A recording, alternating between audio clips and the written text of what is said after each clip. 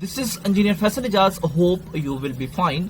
In this channel, I prepared detailed lectures for chemical engineers and also for associate engineers. In this channel, you will find playlists of different engineering subjects which will help you in your study, in your interviews, and also during your professional industrial life. So subscribe my channel for more videos. This is Engineer Faisal Ijaz. Hope you will be fine. Today I will present a lecture on a topic types of reactors, in which I will discuss different types of reactors which used in industrial manufacturing processes. Chemical reactor is a process equipment in which chemicals or raw materials are entered for chemical reactions, and finally we got a desired product. So chemical reactors are designed to increase the net present value for a given reaction, and they ensure highest efficiency of our required product.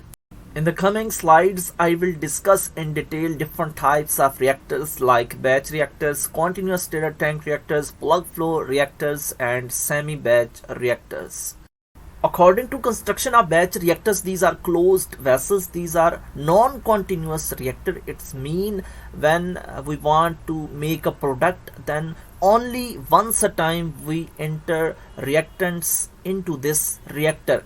After that, we provide a specific time for reaction and to get a product. So during this reaction, we do not enter reactants into this reactor. So that's why it's in case of exothermic reaction, the batch reactors are equipped with cooling coils. These provide cooling to maintain the temperature of the process. So in case of endothermic reactions, the heating media is also provided to maintain the parameters of reactions.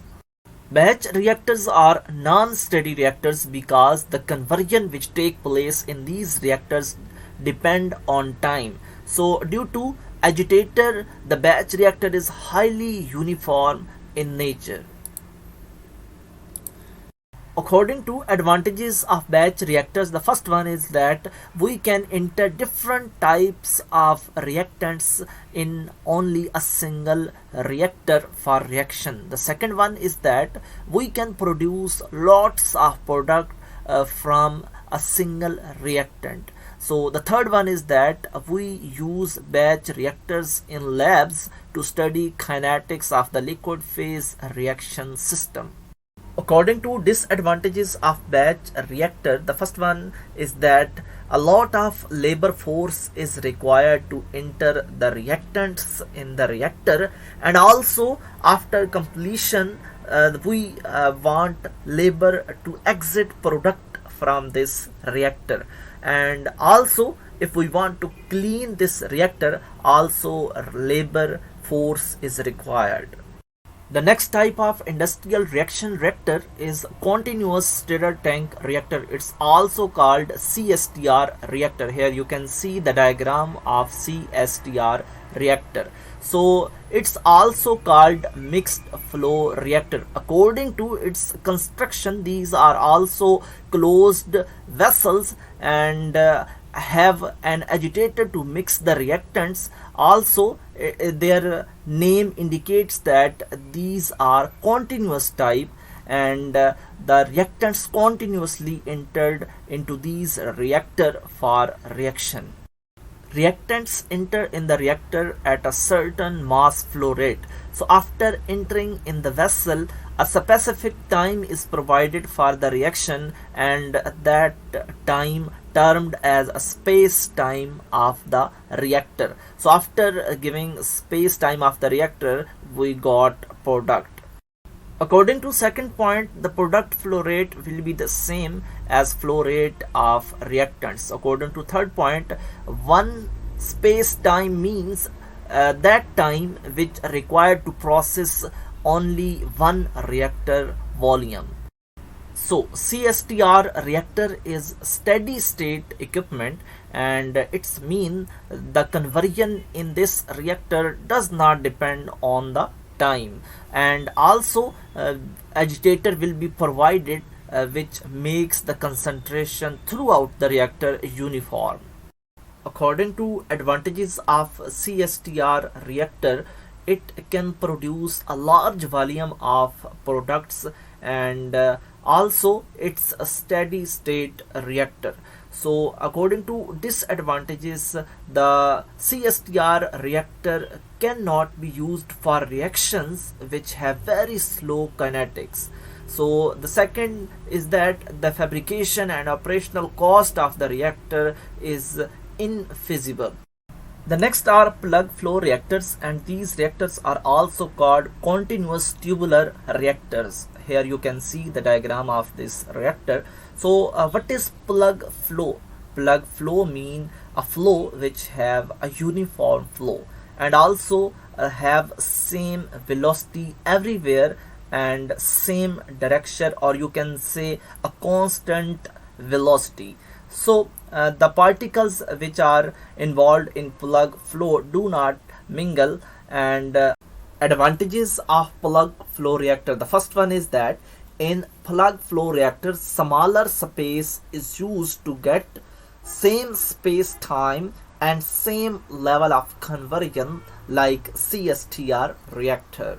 According to second point, if we have a plug flow reactor and CSTR reactor of same volume, then we will got high conversion level in plug flow reactors than CSTR reactors. The last one is that PFR are used to study kinetics of gas phase catalytic reactions. Disadvantages of plug flow reactor, the first one is that if we carry out an exothermic reaction in a plug flow reactor, then the temperature gradients are difficult to control. The second one is that the operational and maintenance cost of a plug flow reactor is greater than CSTR reactors.